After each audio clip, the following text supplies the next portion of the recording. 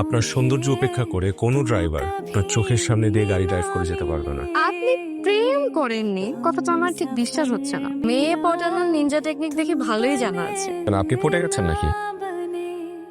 ঘটনা ছাড়া কি আমি তোর সাথে কোনো কিছু নিয়ে আলাপ করতে পারি না? পারিস, কিন্তু হোটেলে না বলে এখানে কেন? হোটেলে বলতে পারবো না দেখি তো রেস্টুরেন্টে নিয়ে আসছে। তুই এত নার্ভাস কেন?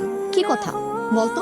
মানে একটা মেয়েকে আমার পছন্দ হয়েছে। আপনার সাথে কোনোদিন কবরস্থান আসতে হবে এটা ভাবিনি। আমার মা বাবা জন্মের পরপরই একটা অ্যাক্সিডেন্টে হারিয়েছি দুজনকে। কিভাবে যেন আমি বেঁচে গেলাম। চাচাচির বাসায় ঠাই হলো।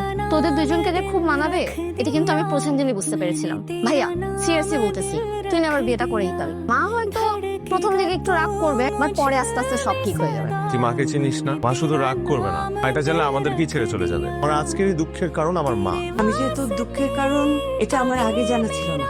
যে মেয়ে সবার সামনে তোর মাকে অপমান করলো, সে তোর মার চেয়েও জরুরি হয়ে পড়লো।